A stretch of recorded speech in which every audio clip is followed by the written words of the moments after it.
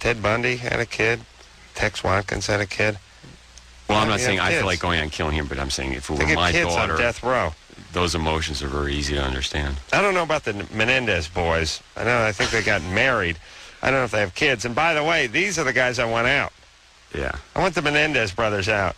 You decide it's a good idea to kill your parents, they had it coming. They're not getting out anytime soon. I'd like to see them get out. Lyle and, what the hell's the guy's name? Erik, if you're listening from your small FM receiver in the joint, I'd like to see you get out. I personally would.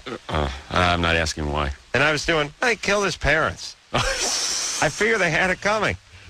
Okay. Oh, just listen, Bruce. If somebody said to you, imagine if your two kids got together and they said, one of them said to the other one, hey, why don't we kill Bruce with a shotgun?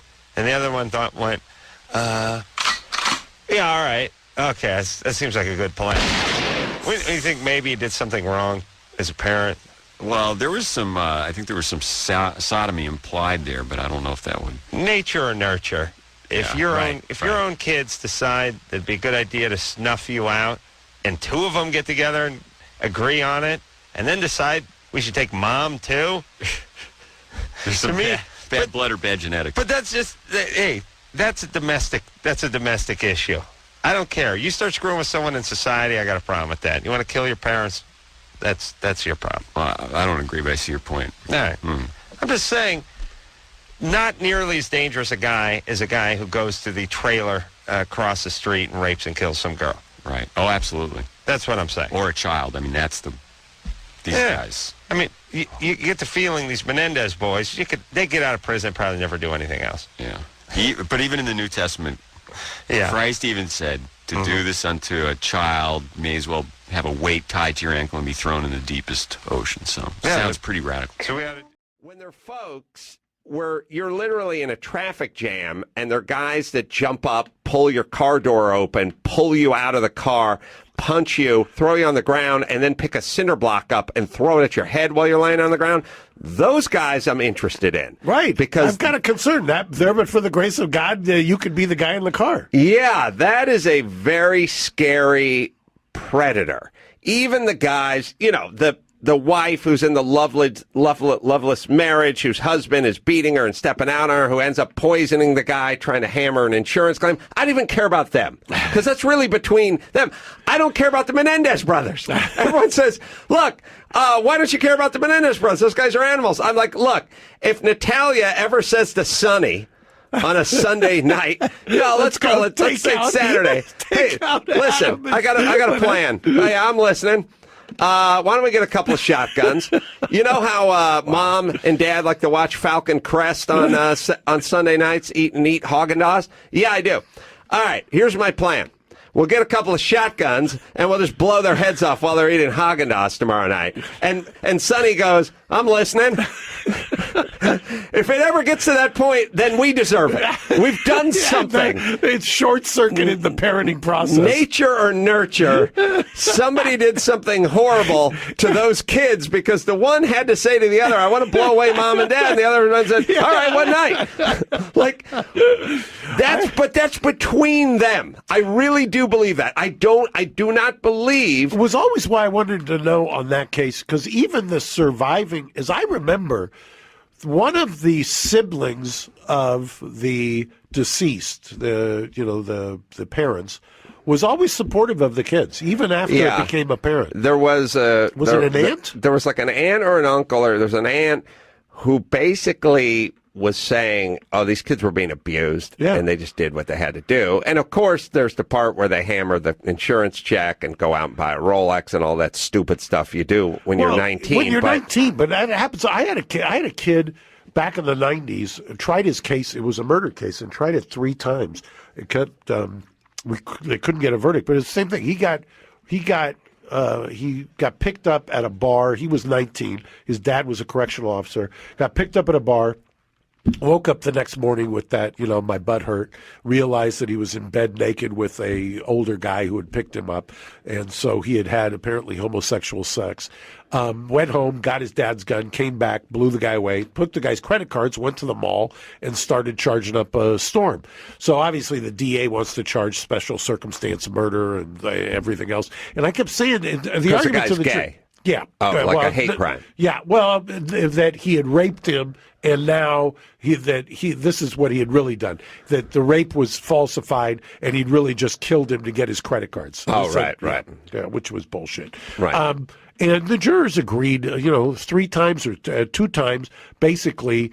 Actually, the first time the judge threw out the conviction. The second time the judge said prosecutorial misconduct. But it became apparent, to me at least, that the kid going out and spending the money was just part of kind of acting out from the act itself of the abuse. I mean, it was like, I'm 19, I'm stupid, some guy cornholes me, I'm going to go out and I'm going to spend all of his money. Fuck him. Yeah, the thing that I always I distill everything down sort of from a psychodynamic standpoint, and I just think to myself, what would it take for a couple of young guys to blow away mom and dad? Right. What would it take? And they go, well, they're trying to get the insurance money. It's like, well, wait a minute. If that was the MO, we'd all be dead right. as soon as our kids turn 18 or are strong enough to pick a shotgun up. Right. You know what I mean? Exactly. Like, well, they wanted the money. Well, first off, they lived in Beverly Hills at a tennis court in their backyard. Right. They were going off the life. UCLA or whatever. They're probably driving around a cabriolet. What's that?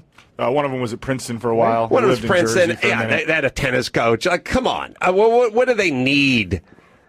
They needed the money. One of them was driving a Porsche. Yeah, they were going to get the Another money. with the SL 500. Well, and again, using your logic, then every parent, every household that had more than 4,000 square foot and a swimming pool in the backyard would just be dead when their kids turn 19. Like, you'd be gone. No, they didn't. I got to go see my parents. I'll be back. Yeah, the parents must have.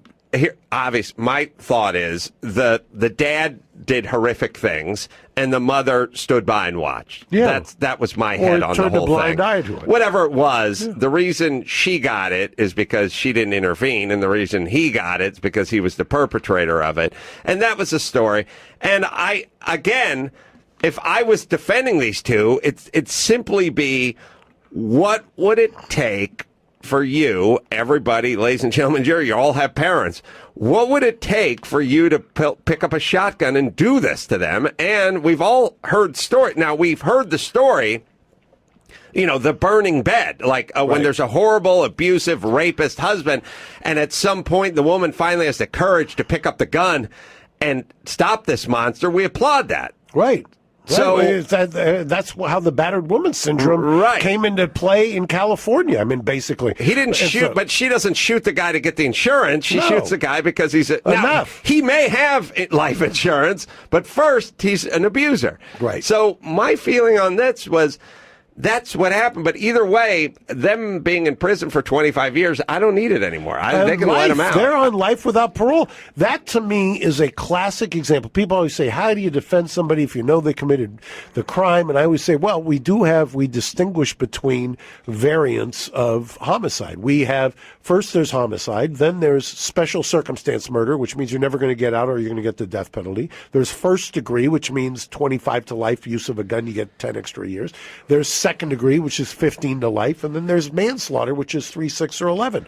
So that, to me, is a classic manslaughter. I mean, yes, you can be held accountable, but is that the same as you would say somebody who pulls you out of your car and takes a cinder block to your head just so that they can get your Rolex or they can get your car? Yeah, my feeling is these two, the Menendez brothers. We should really have Leslie Abramson on the show. They will be... Right? Why don't we have Leslie on the show? Absolutely. I think she's retired now. On that. Right, but I think, Leslie, I know where you live. So for those who don't maybe know, I'm not sure if you mentioned this, but she was their defense. Yeah, Leslie defended them the first and the second trial, I think. Yes, and so my take on it is always, what danger do these guys pose to society? That's a factor for me. I want to know. And in terms of punishment, well, there's, as I as I argued with the great Gloria Allred when she explained to me I didn't have a crystal ball when we were talking about Michael Richards, she was like, you don't think he deserves to be punished? I said, oh, he's going to be punished. Boy, did he. Boy, did he get punished. Well, so now I go to the Menendez brothers.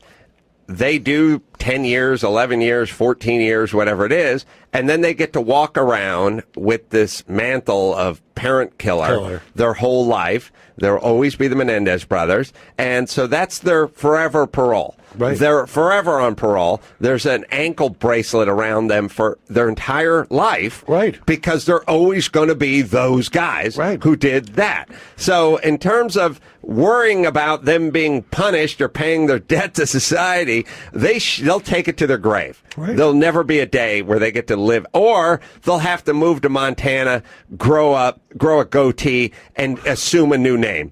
And work at a place that trades pelts, because otherwise they're not going to be able to move back to their Beverly Hills and resume their life of luxury. So, to me, I don't get the legal system. I don't get why these guys have been in jail for 25 years now. And again, if they got out 10 years ago, I'm sure they'd both be working as accountants somewhere. Or they'd be doing something. They'd be paying some taxes. The taxpayers. Yeah, they'd be paying some taxes, and I doubt if they would kill another family. Well, the thing about recidivism. When we came to America, now this might be partly to do with you not being accounted to properly, which is, probably weren't at the time, and it was a very interesting time because I'll tell you a story that might be fascinating to you. Suddenly, the head of the label changed, and our manager was like, "Oh God, I can't work with this guy." And I went in to present our new album, and it was a really big guy, and he'd come from Hertz Rent-A-Car, from the CEO of Hertz Rent-A-Car. And you kind of knew that was the beginning of the end of something. But on top of that, his name was Jose Menendez, who was murdered by his own children in the Menendez trial, what you might have seen. He was a record guy. Yeah. Or business guy in the record industry. Oh, shit. Yeah. Now, so he was a CEO of the record label, was a Colombian guy. What label were you? What label were you on at that time? RCA. Okay. RCA. And I mean, when he shook my hand, he broke my fingers. But we were kind of, that was partly because I had these rings on as well. But anyway, he was a kind of scary, big guy, and I should imagine quite, dubious and dodgy in the world of business too, which I think came out in the trial, But so we might have been selling as many records in America as other countries. But if you think about the size of America and the population compared to the population of some of the other countries, it seemed out of whack. And it was Tom Petty that first pointed it out to me. He said, it's kind of weird. You're playing these huge places, and so many nights at the Greek Theatre and so many nights, and the record sales should be like, 3 times more than that.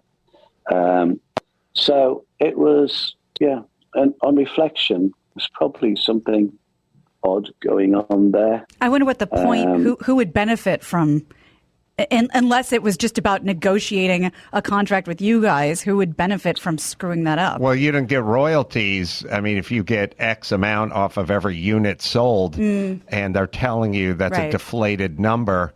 I mean, it goes on in the business all the time.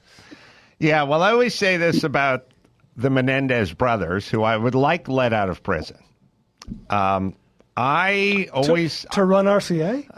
It doesn't make any sense. To do with their lives what they will, because I have 2 kids, and if my daughter walked in my son's room one afternoon on a Sunday and said, I'm thinking about shooting Mom and Dad later on this week while they eat ice cream and watch Dynasty. Who's with me? And my son went, what day? Yeah.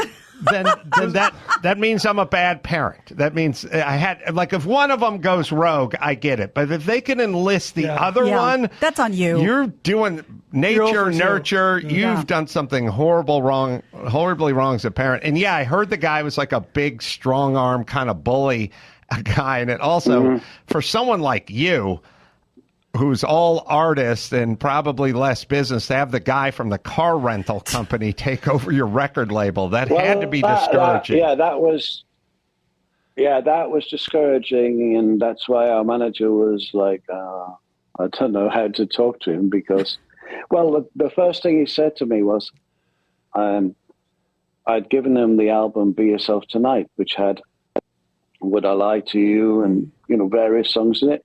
He shook my hand really strongly and said, love your new album, just like Ghostbusters. And I was like Ghostbusters, like nailed it. Yeah, that was what it I was like, this is not going to go well.